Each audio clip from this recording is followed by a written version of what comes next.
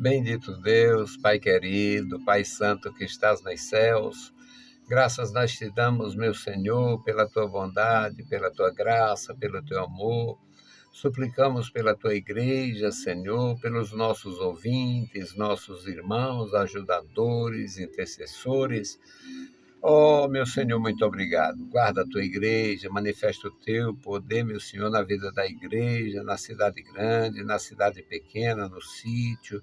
Guarda os teus servos. Tu conheces, Senhor, cada ovelha do teu pastoreio. Abençoa os meus irmãos, opera em cada vida, Senhor. Opera em cada coração. Nos ensina cada dia a te servir melhor e a estar prontos, ó Deus, para servir o teu povo. Deus fiel, Deus bondoso, ouve a nossa petição. Em o maravilhoso nome de Jesus Cristo te pedimos e te agradecemos. Amém. Saudamos a todos com a paz de nosso Senhor Jesus Cristo. Voltamos para apresentar o programa A Voz da Igreja, programa da Escola Teológica União e Crescimento, a Unicresce. Nosso texto hoje, meus amados irmãos, segundo o livro de Crônicas, capítulo 30, versículos 1 e 2, 12 a 20. Nós vamos ler a palavra, vamos orar e vamos aprender juntos a respeito da reconciliação nacional. A reconciliação da nação. Segundo Crônica 30, versículos 1 e 2. Depois disto, Ezequias enviou por todo Israel e Judá e escreveu também cartas a Efraim e a Manassés que viessem à casa do Senhor, a Jerusalém, para celebrarem a Páscoa ao Senhor, Deus de Israel. Porque o rei tivera conselho com os seus maiorais e com toda a congregação em Jerusalém, para celebrarem a Páscoa no segundo mês. Versículo 12. E em Judá esteve a mão de Deus, dando-lhes um só coração, para fazerem o mandado do rei e dos príncipes, conforme a palavra do Senhor. E ajuntou-se em Jerusalém muita gente, para celebrar a festa dos pães ázimos no segundo mês, uma muito grande congregação. E levantaram-se e tiraram os altares que haviam em Jerusalém, também tiraram todos os vasos de incenso e os lançaram no ribeiro de Cedron. Então sacrificaram a Páscoa no dia 14º do segundo mês, e os sacerdotes e levitas se envergonharam e santificaram e trouxeram holocaustos à casa do Senhor. E puseram no seu lugar, segundo o seu costume, conforme a lei de Moisés, e o homem de Deus e os sacerdotes espargiam o sangue, tomando da mão dos levitas, porque havia muitos na congregação que não tinham se purificado, pelo que os levitas tinham o cargo de matarem os cordeiros para a Páscoa por todo aquele que não estava limpo, para se santificarem ao Senhor. Porque uma multidão, muitos de Efraim, Manassés, Issacar, Zebulon, não se tinham purificado, contudo comeram a Páscoa, não como está escrito.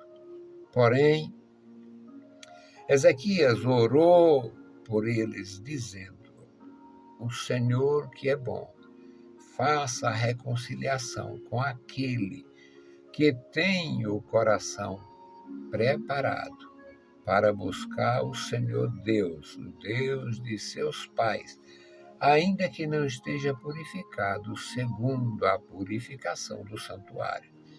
E ouviu o Senhor a Ezequias e sarou o povo. Louvado seja Deus.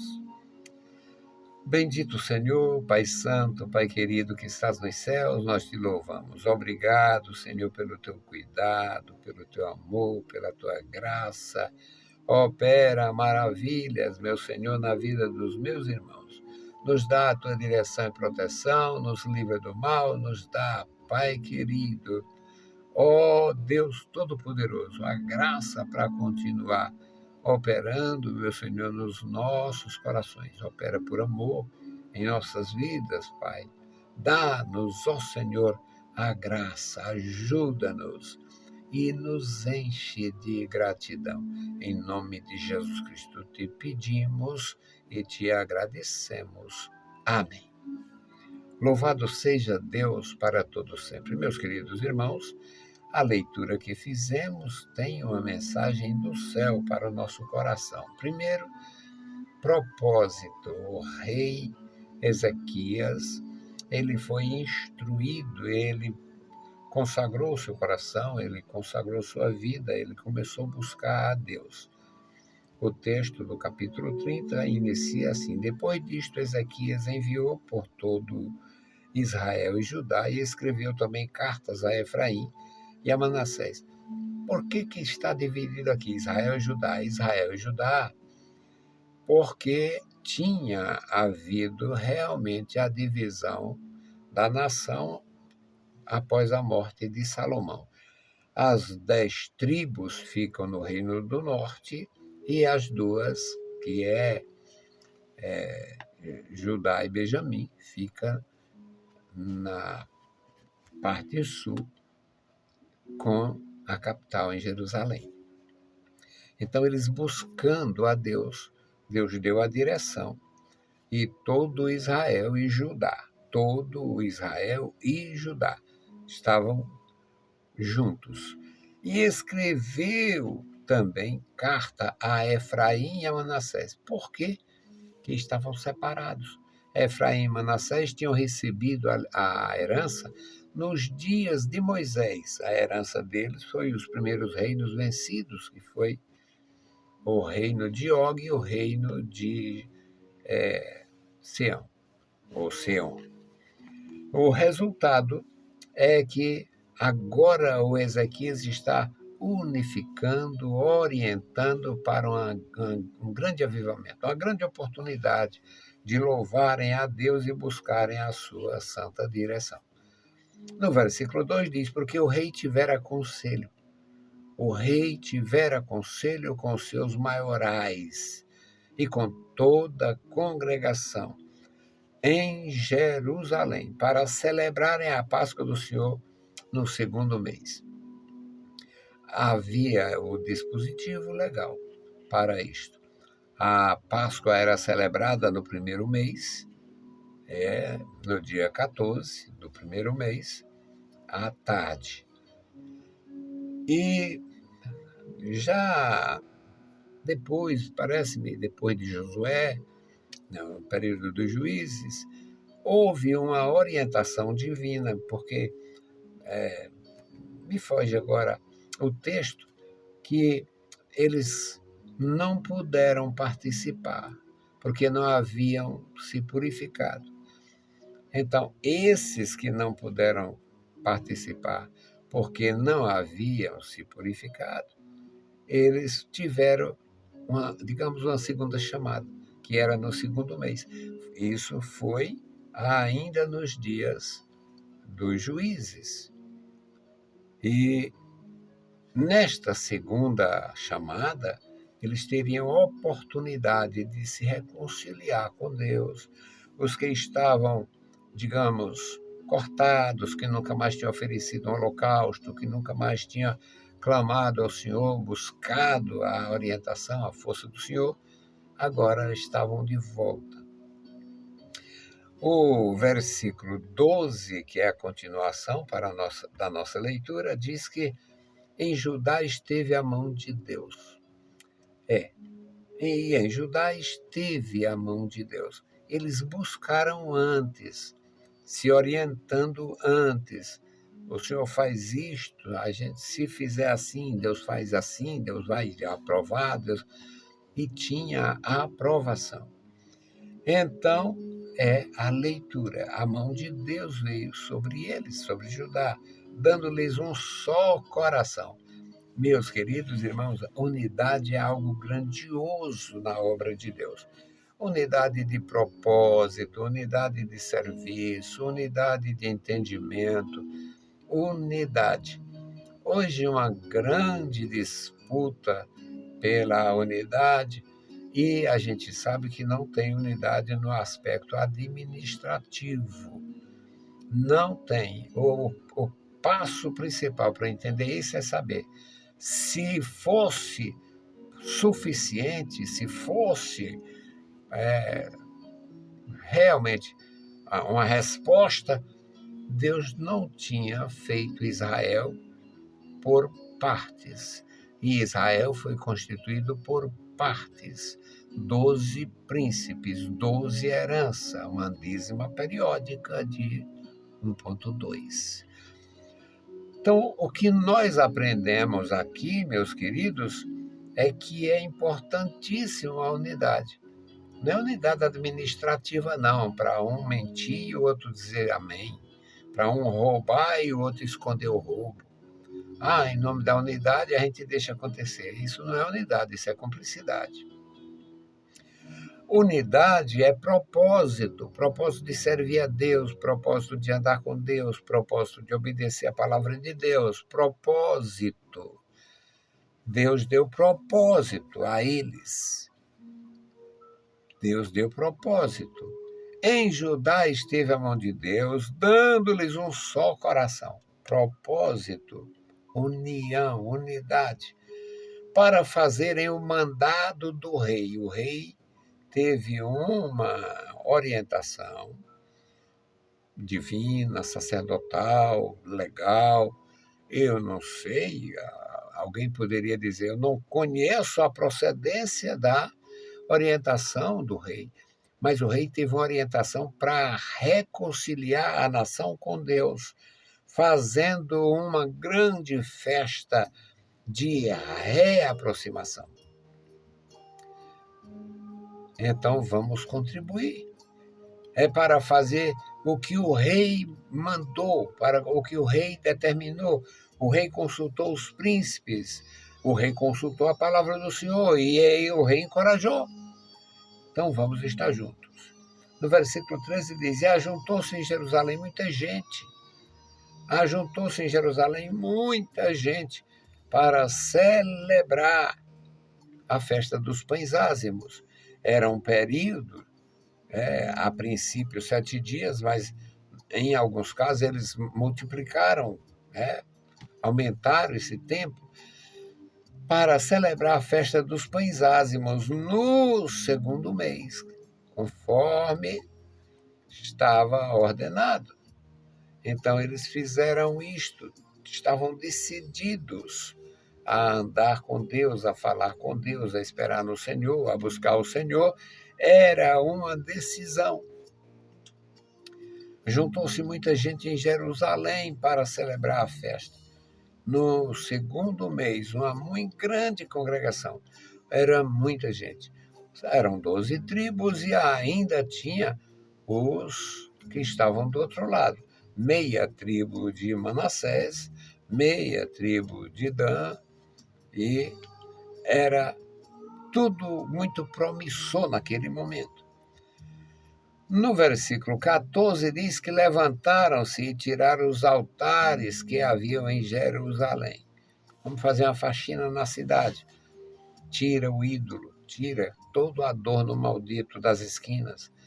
Hoje nós usamos uma plaquinha pequenininha, muitas vezes na esquina. Naquele tempo era tempo diferente, era diferenciado.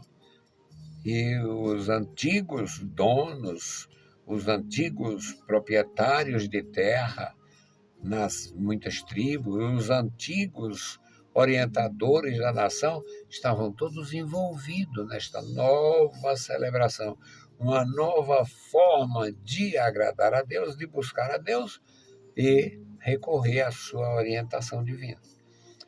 Agora, no versículo 15, diz que sacrificaram a Páscoa no dia 14º do segundo mês.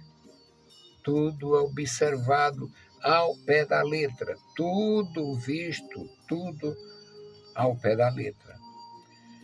E eles fizeram assim, tiraram os vasos de incenso. É maravilhoso aprender, e eu me sinto feliz aprendendo e ensinando, porque você vai descobrindo. O reino pagão, o reino do norte, não deixou de sacrificar, não.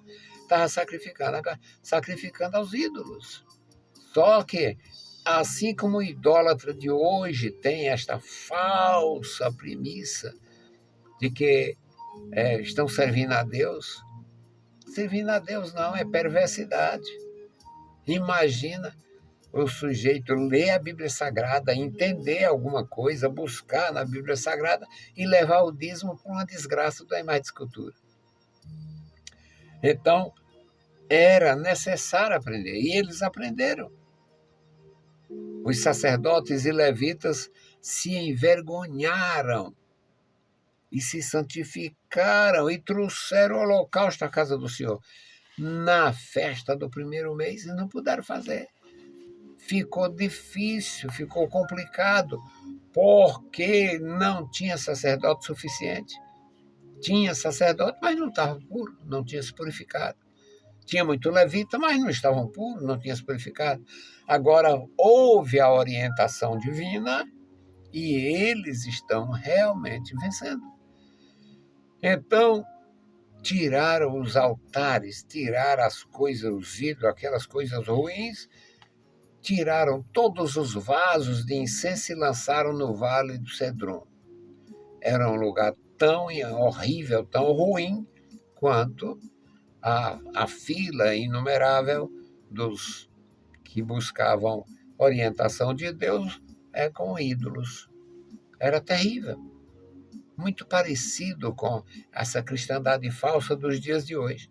A Bíblia Sagrada enrolada num pano, o pano com um ídolo dentro, muitas vezes um símbolo daquela fé sem futuro, que é a fé mesclada de verdade e mentira. É uma mescla. É a verdade ou a mentira ou a verdade, uma verdade ou uma mentira ou a verdade. É cruel isso. Sacrificaram a Páscoa no dia certo. O segundo mês tinha sido ordenado por Deus. Por quê? Muitos viajavam, muitos estavam fora, tinha a marinha mercante, tinha soldados, Então, faz-se uma segunda Páscoa no mesmo lugar, no mês seguinte. Então, fizeram isto. E puseram-se no seu lugar,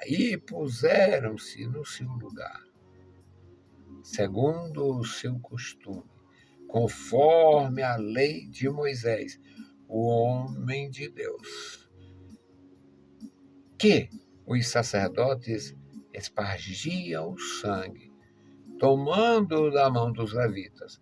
A função dos levitas foi honrada, preservada, tinha uma razão de ser. Aqui no versículo 17 diz porque haviam muitos na congregação que não tinham se preparado, não tinham se santificado, pelo que era necessário estar em comunhão. Não podia celebrar de qualquer jeito. Aqui diz que muitos dos levitas não tinham se santificado no primeiro mês. Agora, eles estão no processo e buscam a Deus de uma forma maravilhosa. A descrição no versículo 17 diz: e todo aquele que não estava limpo. O rei tinha ordenado, orientado que cada um respondesse pela sua família, pela sua casa, buscando a Deus. Era algo grandioso. O versículo 18 diz: porque uma multidão de gente. Uma multidão de gente. Muitos de Efraim, Manassés, Issacar, Zebulon não tinham se purificado. Eles tinham pouquíssima frequência ao templo e estava aqui acontecendo uma espécie de fenômeno mesmo, que buscar a direção de Deus assim, e Deus responder de imediato. Uma multidão de gente, muitos de Efraim, Manassés, de Zebulon e Issacar. Muitos não tinham se purificado conforme o uso, conforme a purificação. E como não estava escrito,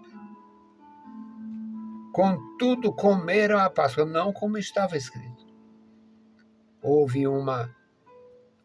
Deus dá a orientação, Deus deu autoridade aos homens, e o rei expressou o seu desejo que todos participassem. Aí, mesmo não estando purificado, esse texto é lindo. Diz que Ezequias orou por eles, dizendo... Olha as palavras de Ezequias.